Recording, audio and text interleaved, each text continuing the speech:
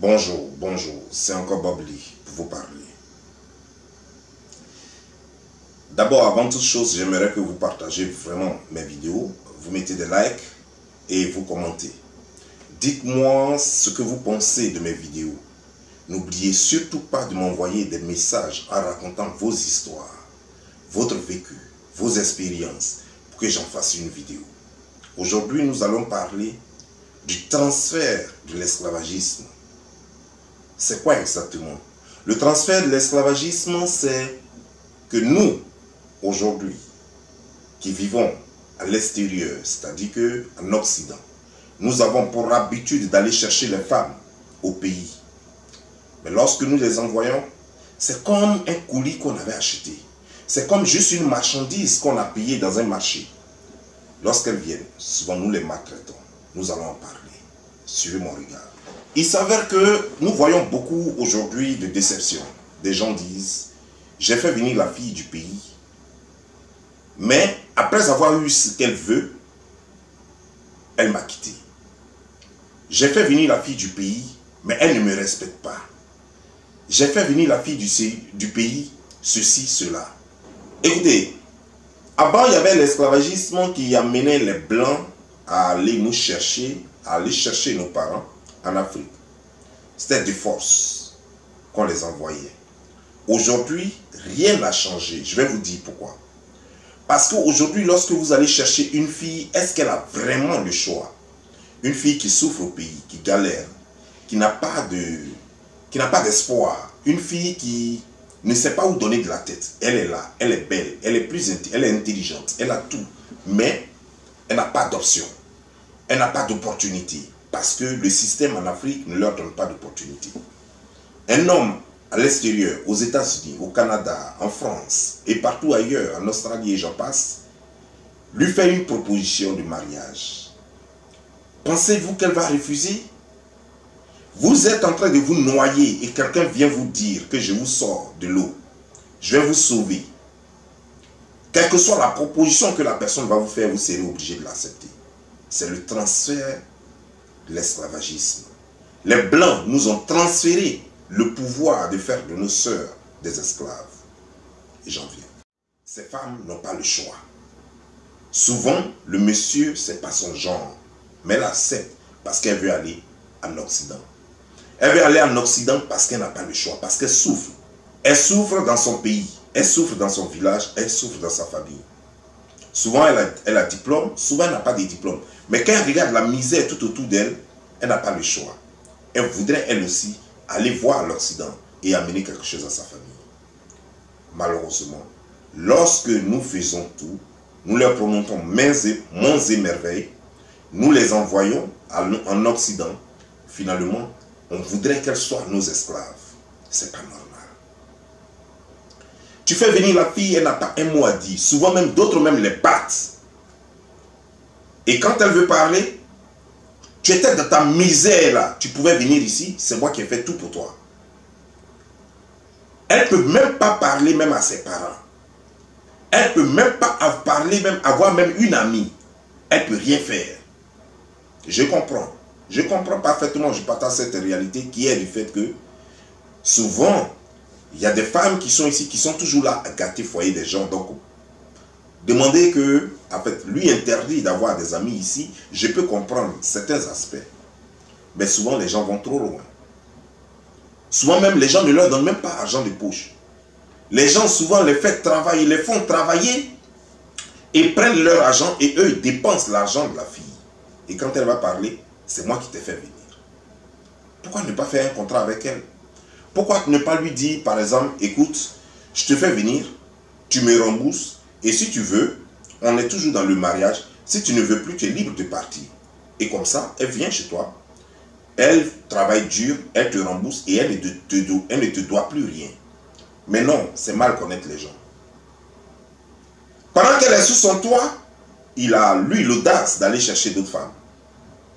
Et elle est obligée d'endurer tout ça. Elle est obligée de payer tout ça. Il lui fait un enfant, il lui fait 2 enfants, il lui fait 3 enfants, même souvent plus. Et il a encore le culot d'aller chercher une autre encore au pays. Sous prétexte qu'il a droit à plusieurs femmes. arrêtons cet autre esclavagisme-là, parce que ce que vous ne savez pas, vous critiquez les Blancs, vous critiquez la colonisation et l'esclavagisme, mais vous êtes en train de la pratiquer sur notre ère. Vous êtes en train de pratiquer l'esclavagisme au XXIe siècle. Ce n'est pas normal d'aller chercher une fille et de la maltraiter. La fille, elle a droit au respect. Ce n'est pas parce que tu as payé son billet d'avion, ce n'est pas parce que tu payais sa maison au pays, ce n'est pas parce que tu la nourrissais au pays qu'elle est venue et que finalement tu l'as envoyée aux États-Unis ou ailleurs qu'elle doit être ton esclave. Elle a droit à la parole. Tu dois la consulter dans tout ce que tu dois faire. Tu dois la soutenir. Elle a des envies. Elle n'est pas ton esclave. Il faut la traiter comme un être humain. Il faut la traiter d'égal à égal. Apparemment, certains confrères, certains compatriotes oublient cet aspect des choses. Pour eux, le fait d'avoir cherché la fille au pays, c'est comme s'il avait carrément acheté la fille. Elle doit être à sa merci. Elle doit faire tout ce que lui veut et lui ne lui doit rien. Et chaque fois qu'elle doit parler, il dira, c'est moi qui t'ai fait venir ici. Quand tu étais dans ta misère, tu étais quoi? Tu savais où était la route des États-Unis? Tu savais comment on peut venir aux États-Unis? Tu avais quoi? Même 5 francs, tu n'avais pas de ta famille. Ta famille était misérable. Ta famille souffrait. Aujourd'hui, tu as l'argent, tu peux leur envoyer. C'est grâce à moi. Tu me dois cela. Et cet argent, tu dois me donner ça. C'est exagéré. Souvent même, elles ne peuvent même pas s'épanouir. Souvent même, elles ne peuvent même pas, même simplement même aller en vacances. Parce que le monsieur lui interdit carrément d'aller en vacances. Ils vont en vacances, eux. Mais ils ne veulent pas que la femme parte en vacances. Parce que selon lui, si elle part en vacances, elle trouvera un autre monsieur. Peut-être qu'elle pourra aimer, qu'elle pourra épouser, qu'elle pourra faire venir. Souvent même d'autres même les font venir et ne peuvent même pas leur donner les documents. Comment peux-tu faire venir une femme du pays? Tu l'amènes ici, elle n'a pas de documents et elle vit sur ton toit. Et tu penses que la nourrir, lui donner à manger, entretenir, s'occuper des enfants, c'est largement suffisant. Par exemple, aux États-Unis ici, le fait d'avoir un enfant ici aux États-Unis ne te donne pas les papiers comme en France. Faisons très attention parce que nous, ce que nous faisons, nous ne nous rendons même pas compte que nous nous comportons comme des animaux, comme les anciens colons. Nous ne nous rendons pas compte. Et pourtant, nous faisons exactement ce que nous critiquons tous les jours dans nos salons, sur Facebook et ailleurs. J'aimerais attirer dans cette vidéo l'attention de tous les hommes. Nous avions nos coutumes. Par exemple, il y a des peuples en Afrique qui, eux, la femme doit être soumise. Et c'est très important, j'encourage cela, que la femme soit soumise. Mais ne confondons pas soumission et esclavagisme. Ne confondons pas soumission et esclavagisme. La femme n'est pas ton esclave. Elle se soumet à ton autorité, mais n'est pas ton esclave. Tu ne peux pas la traiter comme un chien. Tu ne peux pas la traiter comme un animal. Elle a droit à l'argent de poche. Elle a droit à une vie. Elle a droit aussi d'assister sa famille. Elle doit amener de l'argent au pays pour assister sa famille. Elle doit aussi souvent rendre service à ses amis qui l'ont aidé dans le passé. Parce que tu ne connais pas son passé. Tu ne sais pas comment elle a vécu. Il y a eu des gens qui étaient là pour elle jusqu'à ce qu'elle grandisse. Fais très attention à ce que tu fais. Parce que tu es en train de te transformer en monstre. Oui, tu as le comportement d'un monstre. En privant cette femme de tout. Souvent même, vous êtes là. Tu prends son argent et tu prends son argent pour aller chercher femme. Et elle doit subir tout ça. Il y a des communautés vraiment qui maltraitent les femmes. Et il y a des hommes vraiment qui ça n'a rien à voir, leur comportement n'a rien à voir avec la communauté. Mais eux-mêmes, ils ont ça dans le sang. Ils aiment la supériorité. Ils aiment le pouvoir. Ils aiment écraser les autres. C'est pas normal. C'est pas normal parce que la femme doit être ton reflet. À partir de ta femme, on doit te respecter. À partir de ta femme, on doit savoir que tu vis bien et que tu es un homme bien. Si ta femme est malheureuse, on saura que tu es un mauvais garçon. On saura que toi, tu es minable. Si ta femme est heureuse et qu'elle brille partout, dans ce cas, tu auras reçu ton pari. Sache une chose, mon frère, toi qui m'écoutes aujourd'hui. Sache que ta femme, c'est d'abord ta sœur. Parce que vous êtes devenus amis. Ensuite, vous êtes devenus tellement amoureux que finalement, vous êtes parents. C'est ta sœur, c'est ta mère. C'est elle qui doit te protéger. Mais si tu ne traites pas bien quelqu'un, est-ce que cette personne peut te protéger? Si tu maltraites quelqu'un, est-ce que cette personne peut même faire des prières pour te bénir? Si tu maltraites quelqu'un, si tu traites quelqu'un comme moins que rien, est-ce que cette personne peut s'épanouir auprès de toi? Mais quelqu'un qui n'est pas épanoui peut-elle penser au bien de son bourreau? Parce que là, tu deviens son bourreau. Après, quand elle va te quitter, tu vas dire qu'elle est méchante, elle est mauvaise, qu'elle aura tout eu, c'est pourquoi elle est partie. Mais mon frère, elle n'est pas enchaînée. Si tu veux, dis-lui combien elle te doit et elle te remboursera. Parce que tu ne l'as pas acheté. Sous nos cieux, il n'y a aucune femme qui se vend de nos jours. Payer la dot ne veut pas dire que tu l'as acheté. Une dot n'est pas un achat. La femme n'est pas une marchandise qu'on peut payer dans un marché. La femme n'est pas une marchandise qu'on peut payer dans une famille, comme au temps de nos ancêtres. La femme ne t'appartient pas. C'est juste ta collègue, ta compagne. Quand on dit compagne, ça veut dire qu'elle doit t'accompagner dans toutes tes entreprises. Elle doit t'aimer et te chérir. Mais tu lui dois la même chose. La réciprocité. Tu dois la chérir. Tu dois l'aimer. Tu dois la mettre en confiance chaque jour que Dieu fait. Malheureusement, certaines personnes ne voient pas les choses de cette façon. Pour eux, avoir adopté une femme ou avoir épousé une femme veut dire carrément qu'ils ont acheté leur objet et qu'elle sera à la maison. Ils vont s'en servir à souhait, ils vont en faire ce qu'ils veulent. Elle n'a pas droit à la parole, elle n'a pas droit à la liberté, elle n'a même pas droit à l'expression. Elle souffre. Au 21e siècle, il y a des femmes qui sont encore mariées aujourd'hui, mais qui souffrent dans leur chair. Souvent même, monsieur lui pond des enfants. Après l'avoir fait venir du pays, il lui pond des enfants et après maintenant il va chercher une autre femme.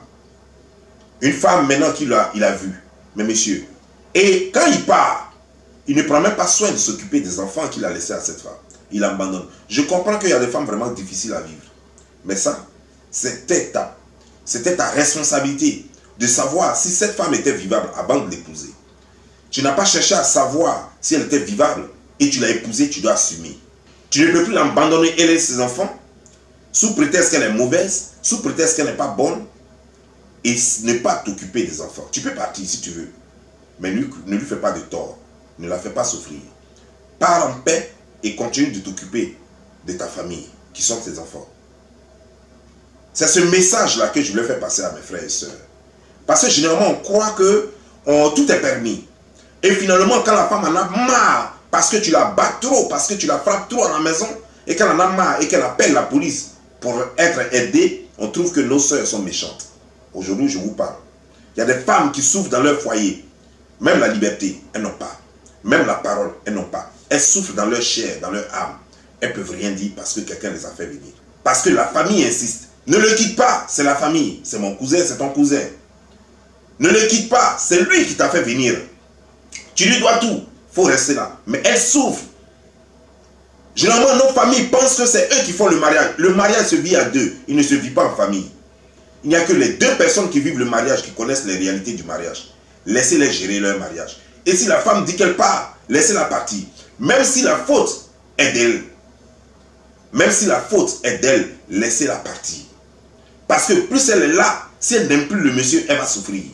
Et le bonheur, il est tellement rare qu'il est recherché par tous les moyens. Si vous ne la laissez pas partir, un crime va se commettre. Soit elle sera tuée, soit c'est elle qui a tué.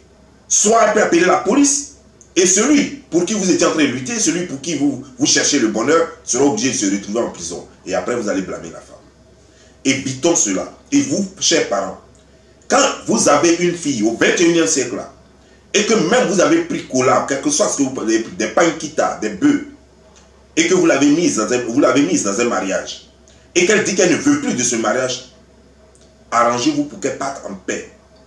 Si vous devez rembourser, prenez la responsabilité de rembourser. Vous êtes toujours là en train de prendre les gros quitas, les gros bœufs, mais vous ne savez jamais rembourser, parce que quand vous finissez de bouffer, vous n'avez rien, et c'est vous qui demandez trop.